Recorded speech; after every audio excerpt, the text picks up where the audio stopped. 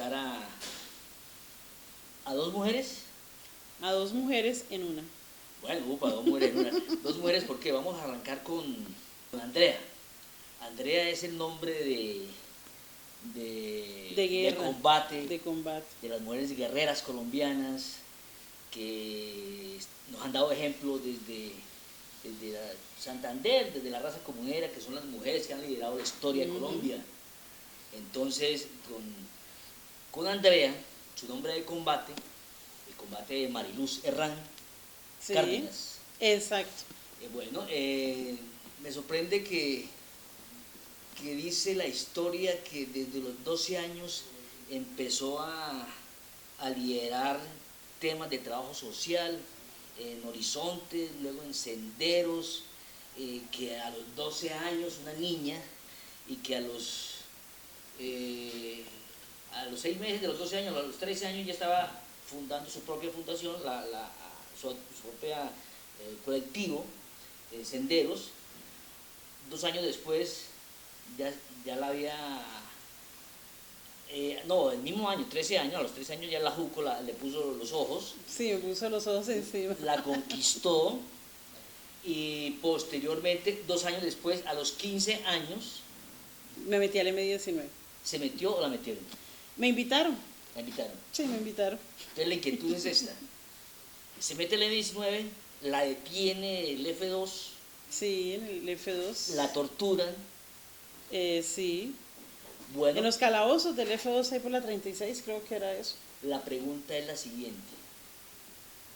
¿De dónde cree usted que surge en una niña, que no es lo normal en nuestra infancia colombiana, que empiecen a liderar procesos sociales? ¿De dónde surge ese aprendizaje? ¿De dónde nació? No, yo creo que eso lo llevamos en el ADN de muchas personas, porque empezamos a observar diferencias entre las clases sociales, empezamos a observar cómo unos niños tienen más que otros y cómo también los tratan sus padres en la casa. Cuando uno está pequeñito, a los 12 años, pues lo que está mirando es eso, o sea, uno no se pone a mirar cosas más allá, no hay filosofías políticas, Sí. no hay temor de lo que tú hagas, de lo que tú pienses, de lo que tú digas, te arrojas con todo, y yo me arrojé con todo. Me arrojé con todo buscando hacer algo. Sí, desde muy niña yo quería hacer algo. Yo no sé de dónde me salió, pero yo quería hacer algo por la gente. Sí, Andrea, pero es que... ¿en qué colegio fue el Gaitán que estudiaste? No, yo no estudié en el Gaitán, yo estudié en el San Vicente Ferrer, un colegio privado. Bueno, un colegio privado, pero es que en los colegios privados, en los colegios públicos privados de Colombia, no se aprende ese liderazgo. Entonces sí está en el ADN. Está en el ADN porque yo en esa época estaba muy de moda la Mujer Maravilla. Sí. Entonces yo era la Mujer Maravilla en el colegio. Entonces yo me recuerdo que fuimos al Parque Cristo Rey, Sí. allá creo que es San Francisco, San Alonso, Sí. barrio modelo creo Sí. que es. Y me lancé de un árbol porque yo iba a defender a los compañeros del colegio. Entonces yo, como era la Mujer Maravilla, salté del árbol y me partí el brazo. Duré yesada un buen tiempo. Yo los voy a salvar a todos ustedes. Tenía 10 años. Vea pues. 9, 10 años tenía cuando me arrojé del árbol. Y luego pues viví en el barrio Gaitán, en la parte alta del barrio. Y en la parte baja del barrio, ayer estuve en el Gaitán. Sí. La gente me recuerda todavía, me siento inmensamente feliz de que la gente me recuerde todavía. No puede ser. Sí, me recuerdan porque yo hice revolucioné el barrio, por decirlo así. Entonces, anoche fui al barrio y en el barrio yo viví en la calle 13 y en la calle 15, con carrera 10ª, con carrera 12 creo que es esta, y la última fue con la carrera 14. Y allí, en la parte baja del barrio, había un sector que ya no existe hoy porque la erosión se la llevó, que se llamaba 3 Estrellas. Espérate. Entonces, vamos a investigar en el ADN entonces de dónde viene ese ímpetu y esa energía. Tu madre es morena. Mi madre es una mujer negra, una mujer de raza dónde? ¿De qué negra. región? Ella nació en Vadillo, el que se llevó el río, que dice la canción de Claudio. Ya. Entonces, tu color es por tu padre lituano. Sí, este hombre se sabe todo. Yo creo que él ya se sabe cuál es mi ADN. Si no, ya aquí me lo están enviando. Sí, mi mamá, la mamá de mi mamá, la mató un carro. Ella era una vendedora de pescado y yuca. Entonces ella andaba con esos platones metálicos en el puerto Barranca Bermeja y todas las noches trabajaba hasta muy tarde para el día a las 5 de la mañana ya estar lista, salir a vender por el muelle en Barranca Bermeja el pescado, el bocachico frito y la yuca. Todos los días salía ella y con eso sostuvo a mi mamá, a su hermana, porque ella venía huyendo por el río Magdalena de Horacio Tulio Gil Cárdenas, que le decían el tigre de Vadillo. Ese era el esposo de ella, que durante la guerra de los años 50, él era de un partido, de un color, y mi abuela era de otro color, y la sacó corriendo porque eran enemigos de un momento a otro. Y Horacio era un hombre muy conocido en esa época. Sí. De pronto hay algo escrito sobre él. Sí. Y el hombre, su mujer se fue con sus hijas, y mi abuela, una mujer guerrera también, pues se encargó de sacar adelante a mi mamá y a sus otras hijas. Y ahí yo creo que viene desde ahí, desde esa lucha también de esta mujer, sí, justamente huyendo de la violencia, huyendo de un marido que dijo tengo que acabar con mi familia porque son mis enemigos. Sí. Y más atrás, yéndonos mucho más atrás, es de esa familia que viene de Rafael Nieto, porque mi mamá es de los Nietos, de los Flores, de esa familia que además de los Cárdenas y los Valdeblanco, es una historia larguísima, impresionante. Mi mamá tiene una memoria divina, entonces ella me ha contado pedacitos y uno va uniendo esos pedacitos de historia. Sí. Y yo creo que se va recogiendo y por eso me llegó al ADN. Sí, y de pronto yo quiero suponer que tu padre también tuvo que salir de Lituania exiliado por la invasión del Ejército Rojo. Sí, paradójicamente. Entonces él pertenece a la segunda oleada cuando mi abuela la mató el carro. Creo que era un carro de gaseosas o de cerveza, la mató. Eso fue, creo que fue el 5 de noviembre de 1969. Ya. En esa época mi mamá, que tendría como 23, 22 años, algo Sí. así. Y mi tía Carmen, que era su hermana del alma, se fueron para La Guajira. Mi mamá se fue a trabajar en una cafetería, restaurante, mi mamá era la mesera. Y allá conoció a ese señor que era el ingeniero de obra de la carretera de Riohacha a Maicao. Él era el jefe de la obra, hablaba muy pocas palabras en español, y entonces mi madre, el señor iba todos los días al mediodía a almorzar y por la noche a tomarse una cerveza. Y así fue como mi mamá le pareció simpático, pues me decía un hombre alto, blanco, de ojos claros, calvete, O sea, que usted la siempre ha tenido enamoró. buen gusto. No siempre, no crea. Ustedes, mujeres. La mujer, sí, yo no tengo tan buen gusto. Bueno, sigamos.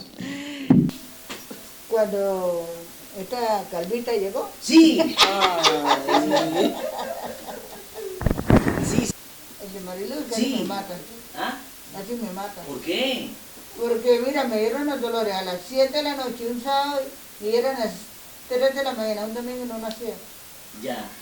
Pero ahí salimos con la bebé adelante. Bueno, y el papá quería conocer la bebé, ¿y por qué usted no? Él la conoció, ¿Sí? sí. Pues luego, por más que no le falta a uno la mamá de uno, ¿no? Claro. ¿Cuál papá me conoció? Carlos, Y el que me hizo. el que te hizo ese viejo otro cuento, ¿no? Bueno, sí, lituano, europeo. No, mira, es un señor que yo fuimos un tiempo de novios, el papá de ella, y Sí. quedé embarazada, pues el señor no es de aquí de Colombia, es de las Islas Holandesas, Sí. pero él no la conoció. Pero él estaba muy enamorado porque te fue a buscar a Barranca. Me fue a buscar para quitarme la niña y yo me escondí, digo, me iban a robar mi hija.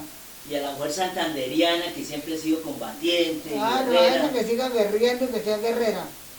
Y si el marido queda en la calle, que le den la jeta. Listo. Bueno, mi amor, estoy feliz con mi hija y la quiero mucho. Gracias, mamá. Muy bien, mami, muy bien. Bueno, que estén bien. Y entonces el señor lituano, algo le dijo a mi mamá, el todo es que estuvo saliendo con ella como unos 2 meses. Mi mamá quedó embarazada y le dijo al lituano, tú irte conmigo porque tú estar embarazada. Entonces ella le dijo, no, yo no me voy con usted, usted a mí no me va a robar porque me va a vender. Mi mamá dijo, este hombre me quiere llevar y me quiere vender, y mi mamá huyó. ¿Quería llevársela para Europa? Para Trinidad y Tobago, se la Sí. quería, para las islas holandesas se la quería llevar. Ya. Sí.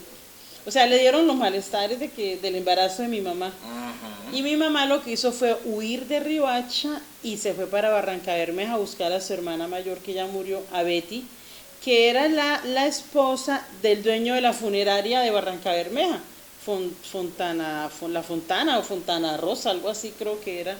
Mi tía, mi prima Gina es la hija del señor de allá. Y mi mamá no recibió ningún apoyo recibió de mi tía Betty, que le dijo que tenía que abortar. Ya. Sáquese eso que tiene ahí.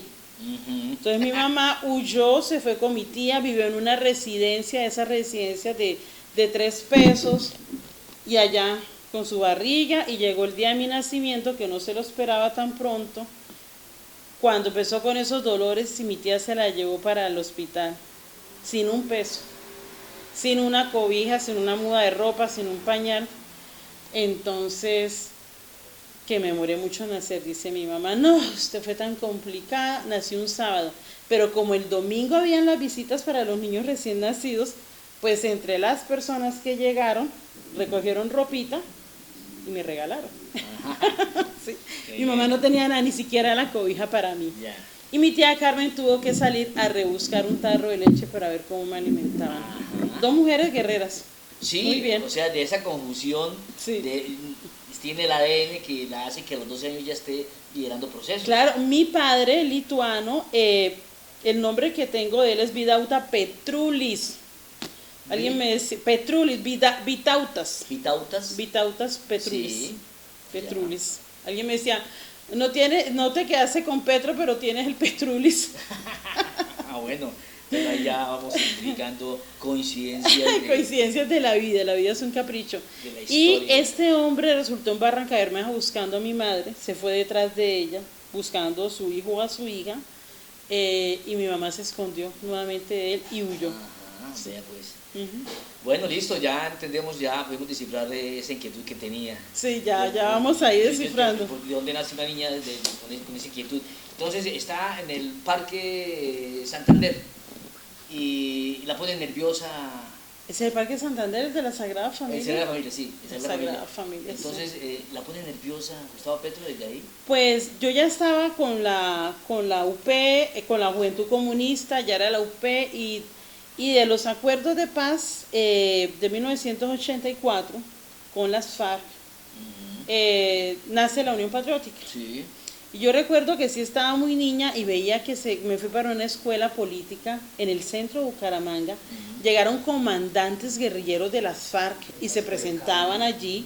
Yo soy el comandante del 20 Frente, yo soy el comandante del 22 Frente, y yo decía, ¿y qué hacen todos estos pocos guerrilleros acá? Porque uno no entiende cómo estaban los Claro. comandantes guerrilleros allá metidos en pleno, era una Semana Santa, que recuerdo que mi papá nos llevaba a la misa y yo me escapé para irme a hacer la escuela de formación política. Duró 3 días. Y ahí empezó el proceso con ellos, el proceso de formación política, justamente con los compañeros, cuando no tuvimos ninguna dificultad en que yo incurriera en la doble militancia. Ya los compañeros del M19 me decían, compañero, usted no puede estar allá con ellos y no puede estar aquí con nosotros. Y me Ya. tocó decidirme con quién me quedaba. Sí. Ujú. ¿Y qué hizo? Ay, es que era tan aburrido ir todos los días a reuniones con los sindicalistas y los sindicalistas y los sindicalistas, y yo con esas ganas de estar con la gente en las calles, en los barrios, de Con la Juco. escucharlos, de reunirlos. Sí, con la UP y con la Juventud Comunista. Y yo dije, ay no, yo no quiero andar en esto de los sindicalistas, yo quiero estar con el pueblito, Sí. con la gente, con la barriada, yo quiero estar. Y me quedé con el M19, pero antes de eso, esa decisión O sea, de... trabajaban como un relojito, como decía en su tiempo el secretario de la UCO, Caicedo. Yo no sé quién era ese. Antequera. Ya. José Antequera. Sí. José Antequera estuvo en esa época. Él era el que nos visitaba allá siempre. Ya. Aquí en Bucaramanga, allá en el barrio Gaitán también iba él. Bien, bien. Entonces Petro lo vio a usted y la siguió hasta que logró conocerla. Entonces, en ese año, ya empezando el 88, Digo, perdón, le digo Andrés. porque el nombre Andrés. de Gustavo Petro Urrego es un nombre de combate, como combatiente y guerrillero del M-19, era Andrés. Sí, él era el Entonces, comandante del Nororiente. entonces Andrés TV, y queda impregnado de Andrea. Yo como ya estaba en esa doble militancia, retomando el hilo, comenzaba en esa doble militancia que me decido por el M-19, pero en ese momento yo estaba ahí, tenía a mi novio, Fabio Ortega, Sí, con el que no se casó. con el que me había comprometido a casarme y que lo dejé por Gustavo Petro, por Sí. el comandante Andrés, le decía yo, Después de 2 años. después de 2 años. Sí. Entonces, cuando conozco yo a Gustavo, ya un compañero, él llegó acá a Bucaramanga y no sé, me vio en alguna parte y él le dijo al compañero Nelson que trabajaba en el hospital, ¿cómo se llama el hospital? En el hospital, Él sí, te vio, sí, acá en el hospital, y el que queda por la Rosita para arriba, ya, sí.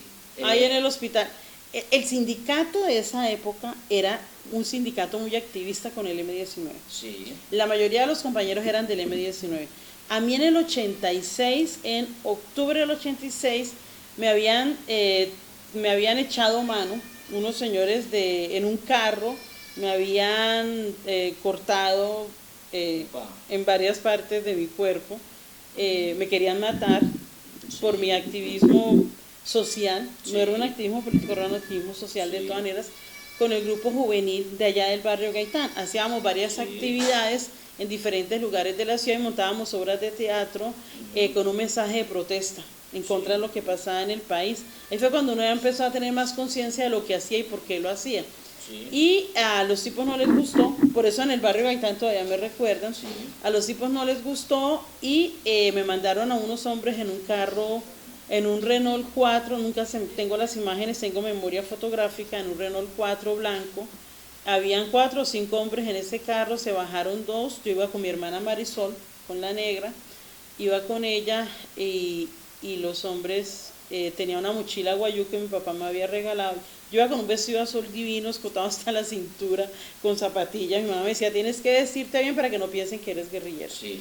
Ella me disfrazaba de mujer no guerrillera, pero siempre andaba con mi mochila, ¿no? Claro. Bien elegante, pero con mi Tu mochila. mamá sabía. Mi mamá sabía, mi ¿Te papá sabía. apoyaba? No, mi mamá me encerraba y le echaba llave a la puerta para que yo no saliera. Ah. Mi papá me abría, sigue lo que tú sientas. Ajá. O sea, el papá que me dio el apellido, ¿no? Sí, El de crianza. Tu papá biológico. No, mi papá biológico yo nunca lo conocí Digo, porque mi mamá se le escapó, el de sí, sí, crianza, sí, sí, de crianza. que me dio el Sí, apellido. sí, perdón. Entonces, ese día que los tipos me asaltaron para matarme y para quitarme las cosas, yo ya era del ejército urbano de Bucaramanga del M-19, Sí. pero también andaba con la Juventud Comunista Ujú. y con la Unión Patriótica. Y yo dije que no tenía 17 nada. años. No, yo tenía 15 años. 15 años. Tenía 15 Ya había años. pasado la tortura y la detención, sí. Sí, ya me habían detenido los del F2 porque habíamos estado en la toma de la gobernación y de la Sí. procuraduría, habían matado a unos compañeros y sí, ya me habían detenido, ya estaba fichada, ya me Sí. había quemado, como se dice en el argot popular, Sí. en nuestro argot popular, Sí. estaba quemada y cuando los tipos se bajaron de ese carro, lo había enviado no sé si era un coronel o qué rango tenía, a un muchacho a que me mataran. Le dieron, en esa época, mire, 1986, le dieron 50.000 pesos para que me matara. Upa. El muchacho agarró y con una pala de 40, se llama eso, una Sí. cosa grandísima, me paseó el cuchillo por el cuerpo, me cortó en el seno, me iba a degollar. Primero me cortó acá arriba, en el brazo, tengo una cicatriz muy grande. Ujú. Luego me cortó aquí abajo hasta el hueso, me sacó los tendones y luego me paseó acá y me iba a degollar y yo le metí los dedos, no tengo las cicatrices acá, Ya. para quitarle el cuchillo porque a un amigo de mi hermano del ejército lo habían atracado, le habían hecho algo y lo habían cortado y yo me acordé que lo estaban alimentando con unos tubitos. Y dije, no, yo me voy a quedar como él. Entonces yo le quité el cuchillo, reaccioné, empecé a gritar, eran 2 tipos, uno tapaba a mi hermana mientras el otro señor me hacía eso, empecé a gritar, era el límite entre el barrio Gaitán y el barrio Girardot, creo que era la calle 21, no recuerdo la carrera, y allá empecé a gritar y la gente empezó a salir, y empezaron a rodearlos, y cuando se vieron rodeados se fueron y el carro más adelante los esperó. Me salvé ahí de que me mataran, y yo iba convencida, 15 años tenía yo, que me habían quitado el brazo, porque los tendones, esta cosa blanca salía, y recuerdo que llegué ahí a la casa y mi papá me vio, y mi mamá creo que es más fuerte por todo el proceso, mi papá se desmayó cuando me vio. Yo le dije, me cortaron el brazo por ser de la Unión Patriótica. Se lo quitaron, dice usted, pensó. Sí, porque pues uno todo ensangrentado y todo colgando, pues uno dice, me cortaron el brazo, ¿no? Y mi papá me llevó para el hospital universitario me llevó, y allá me atendieron, me pusieron 150 puntos. La del seno no fue fuerte, tengo la cicatriz, y acá a veces se me puede ver la cicatriz del cuello. No es fácil hablar de esas cosas, ¿no? No, pero sigue, porque así aprendemos todos. Sí, cuando uno lo habla, pues es más sencillo de entender las cosas. Durante años, y todavía uno siente como el corte del cuchillo, veo cuchillos grandes y recuerdo. Nunca hice una terapia para el brazo, por fortuna estoy perfecta, yo soy una mujer de mucha suerte. Sí, y durante muchos años la cicatriz de acá del brazo me daba pena que me la vieran, porque yo pensaba, uy, esa clase de mujer que es que tiene una cicatriz en el brazo, seguro quién sabe qué será, ¿no? Alguna guerrillera. No, guerrillera no, alguna vaga, alguna por ahí peleona, no sé qué cosa tan. Entonces, claro, yo era muy niña y me daba pena. Entonces, durante muchos años. Forma de reafirmar el tema. Y durante muchos años me cubría de vergüenza que me vieran una cicatriz en el brazo. Ya no me da vergüenza, obviamente, pero todavía falta hacer alguna terapia para quitar el miedo a los cuchillos. Sí. Duele, cuando uno habla de eso le duele. Sí. Hace como 4 años se me despertó eso porque me aplicaron tanta anestesia, porque yo soy muy resistente a la anestesia y sentía todo cuando me cosían. Y todavía lo tengo un poquito dormido, lo tenía dormido un 90% de la superficie de mi brazo, ya despertó un poquito más, ya siento. Y ahí están las cosas que me pasaron, difíciles. ¿Esa es una de las tantas? ¿O esa es una de las más graves? No, esa... me han hecho otros atentados, sí, me han pasado otras cosas. Sí. En Ciudad Bolívar, por ejemplo, en el 2002 un policía subió en la camioneta. Yo estaba haciendo un trabajo en Ciudad Bolívar, al sur de Bogotá. Chávez había recién llegado a la presidencia y quería poner un colegio para 2.000 estudiantes en Altos de la Estancia. Y me fui para allá, para Ciudad Bolívar, y eso era una cosa impresionante, la cantidad de gente que salía. Me fui con el embajador, buscamos el terreno, todo. Pero como a esa derecha no le gusta ni que los muchachos tengan derecho a una educación digna, nos hicieron un atentado, se bajaron unos policías en una camioneta con platón, se bajaron el pasamontañas, y el policía me puso el revólver aquí al frente, yo le dije dispare porque qué más. Sí. Pero empezó a temblarle la mano y no salió el tiro. ¡Wow! No, qué de buenas. ¿Se engatilló? Se engatilló, sí. Vea pues. Sí, el tipo disparó, pero no pudo, empezó a temblarle la mano. Bueno, Andrea, también usted he observado que recuerda con mucha emoción el paro del Nororiente. Sí, el paro del Nororiente de 1988 fue de suma importancia en Barranca Bermeja, porque se respiraba revolución, se respiraba libertad, se escuchaba a la gente, se veía en la calle. No, era espectacular. Yo fui una mujer, pues yo estaba con Gustavo, era mi primer pareja, sí. Gustavo, pues estaba enamorada. Claro. Creo yo, sí, estaba enamorada, me gustaba ese flaquito, callado, que dirigía de una manera tranquila, lo hacía muy bien. Estábamos empezando el romance, cuando ¡pum!, de repente lo metieron al preso, se lo llevaron, lo torturaron en Pozo 7. Pero antes recordemos el campanazo. Pero eso es muy privado, ¿sí? Luis. Bueno, es que en los libros de historia ya aparece. Pues una vez de las tantas, nosotros íbamos de Bucaramanga a Barranca Bermeja, ya Gustavo había retirado de ser comandante en Nororiente, y entonces lo mandaron para Barranca Bermeja a organizar la guerrilla del M y el ejército allá guerrillero. Y esa noche salimos, nos cogió la tarde, estaba lloviendo, y entonces él dijo, nos toca quedarnos aquí en Barranca. Yo le dije, sí, compañero, porque era con todo el respeto, Sí, porque sí, sí, sí, yo sí. no sabía ni que, o sea, cuando lo conocí no sabía que era el comandante. Yo recuerdo que él me invitaba a mí a salir y yo comía copas de helado y él tomaba cerveza. Sí. Yo no iba a tomar cerveza porque era menor de edad, ¿no? O sea, Sí. eso no lo iba a hacer yo. Me hubiera regañado mi mamá. Entonces, esa noche allá yo le dije, no, pues, yo le dije, no, pues, mi papá cuando ha venido, él me hablaba aquí de la calle del Campanazo. Sí. Y ahí había muchos hoteles o residencias y nos quedamos ahí esa noche. Qué chévere recordar esos tiempos bonitos. Sí. ¿Ya? Bueno, algo menos romántico, o también romántico. Hay una inquietud que siempre que he mantenido, que es el tema de la propuesta de la Asamblea Constituyente. No sé si estoy mal informado, pero unos dicen que fue la idea genial de unos estudiantes del Rosario que hicieron la propuesta de la séptima papeleta. Otros cuentan que fue una propuesta del M-19 después del secuestro de Álvaro Gómez Hurtado, que llegaron a un acuerdo de ir a un acuerdo social nuevo.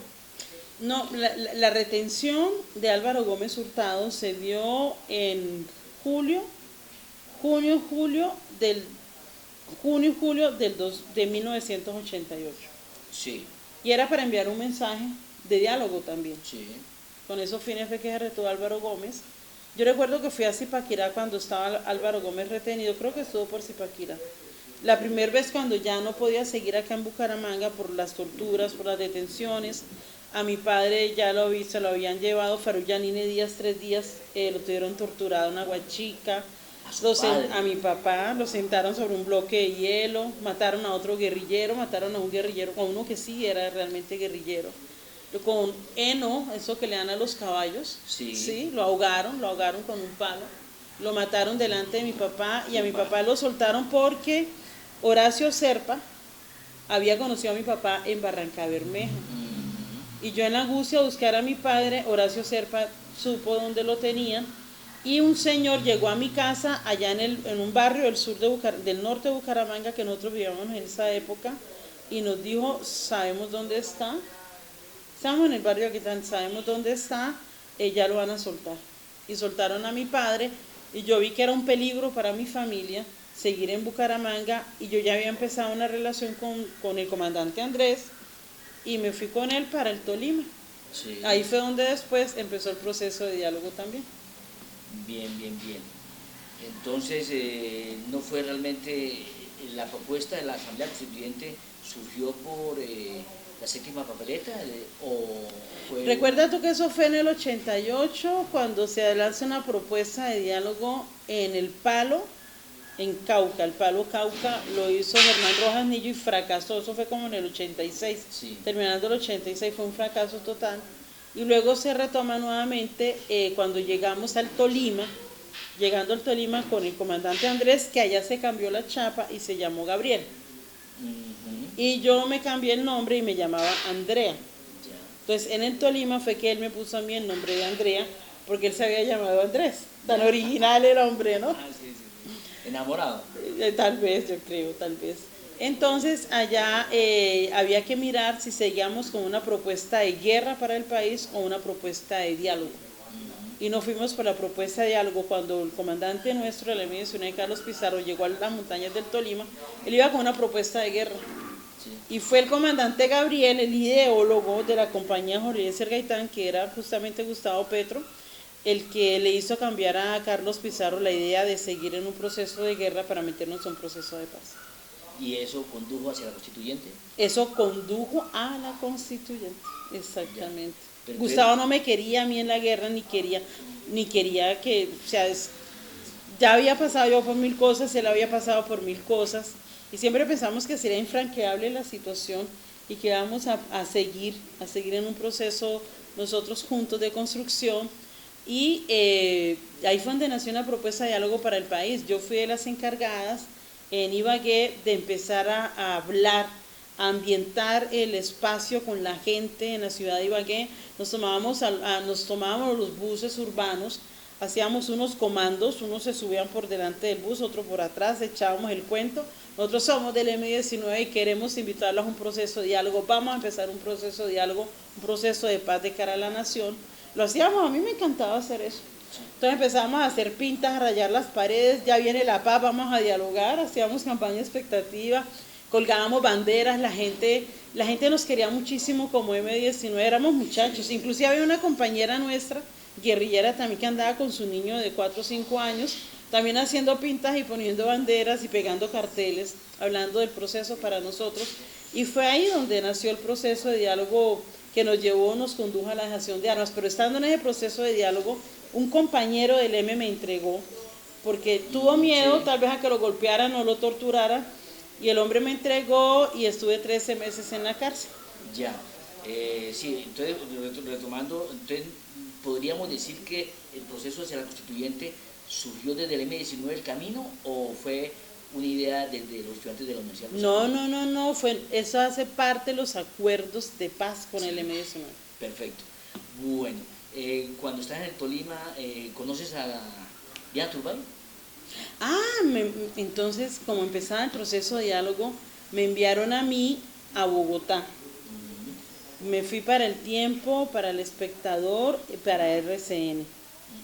Y yo no sé en cuál de esos 3 medios trabajaba Diana, no recuerdo en ese momento, y yo decía, yo soy fulana, yo soy Andrea, soy una guerrillera del M19. ¿Ibas a los medios? Yo decía, yo soy Andrea, o Paloma, o no, Andrea o Mariana. Andrea, yo soy Andrea, y vengo a invitarlos a ustedes, quiero que periodista se va conmigo, me gustaría que fuera Diana Turbay y Humberto Corral, que eran como los más conocidos, eran como los periodistas corresponsales de guerra, algo así. Sí.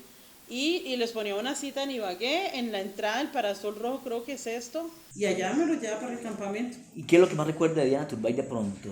¿Qué recuerdo de Diana Turbay? Diana Turbay... Esperan su reencuentro lo más pronto posible con nosotros y con ustedes.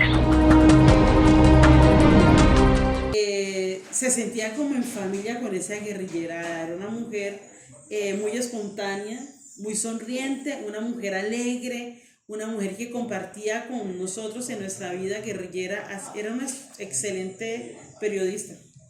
Mariluz Herrán, entonces después de todo este proceso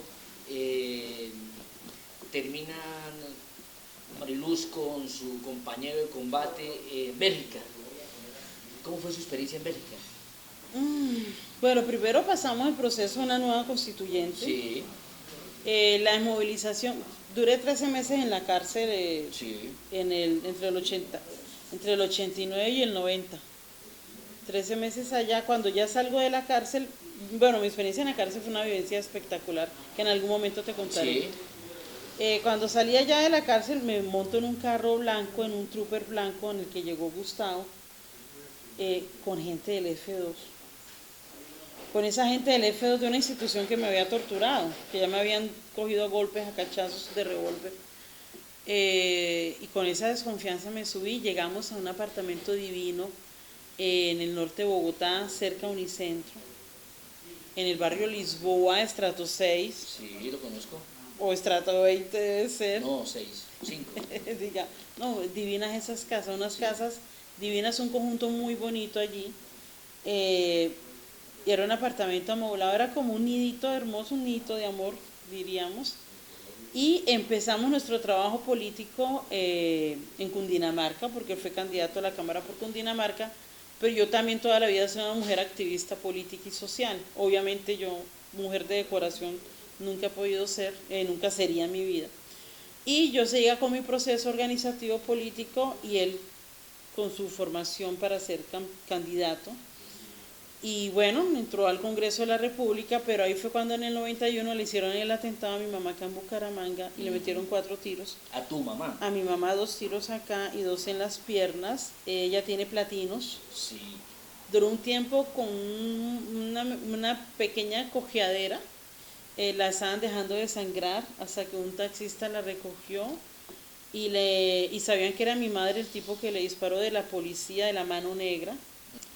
Y entonces el policía, cuando le disparó, fue la propia mano negra, conformada por la policía, En 1991 mi mamá escuchó lo que le dijeron, ella se quedó desangrándose ahí en pleno centro de Bucaramanga, ella estaba en el centro, y me tocó venirme. Mi hijo Andrés Gustavo tenía como 2 meses de nacido. Andrés Gustavo, yo lo estaba alimentando. Sí. Cuando volví me rechazó totalmente porque lo dejé casi un mes por cuidar a mi madre. Sí.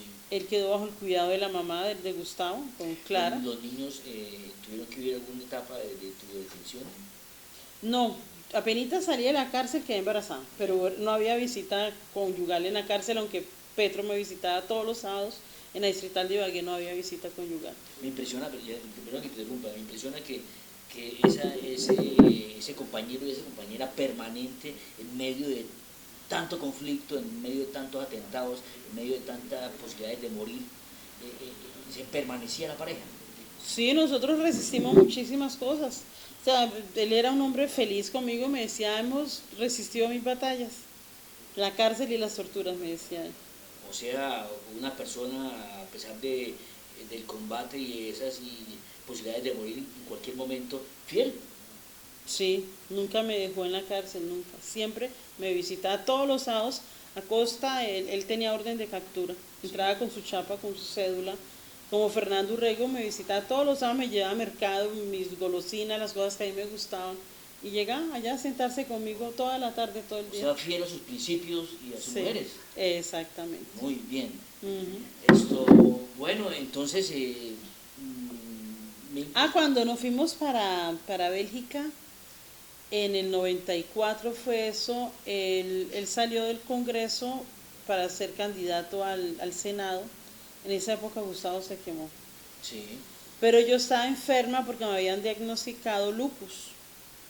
Uh-huh. Y un médico me había dado 5 años de vida.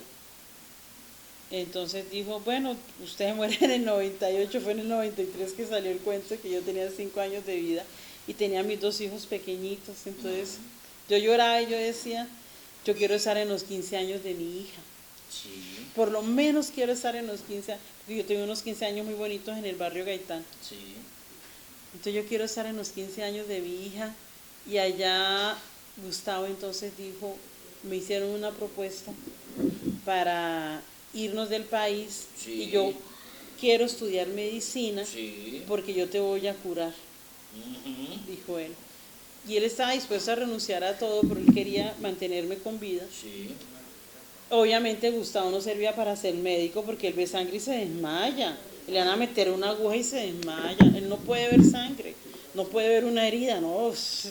Entonces que él aceptó la propuesta que hizo Ernesto Samper, Sí. de irnos para Bélgica. Ya estuvimos 2 años y todas las semanas estaba yo en tratamiento y todas las semanas él me acompañaba y me sacaban sangre todas las semanas, hasta que bueno, ya llegamos aquí a Colombia. Uh-huh. Y él siguió con su propuesta política. Yo seguí estudiando porque estaba estudiando antes de irme para allá. Allá estudié francés, salí diplomada en francés también con el DELF 4.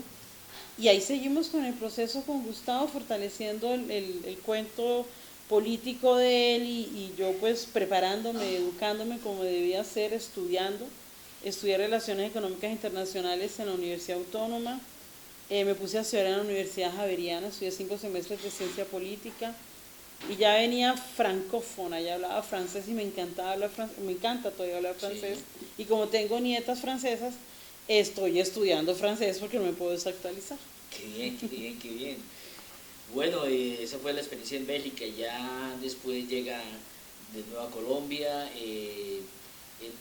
sigue el proceso, la infancia de los niños, el desarrollo de un niño normal, no pudieron disfrutar sus hijos tranquilamente. Los 2 años que tuvimos en Bélgica le brindó a Gustavo la posibilidad de vivir sus hijos, de criar a sus hijos. Bueno, obviamente aquí en Colombia él andaba muy pendiente de mí y de Andreita. Me ayudaba a criarla, me ayudaba a cambiarla, él le cambiaba el pañal, Petro odia la leche, él no puede ver un vaso de leche, jamás va a tomar una gota de leche, pero él le daba el tetero, el biberón a su niña, así como que con toda la cosa, pero le ayudaba a alimentar a Andreita.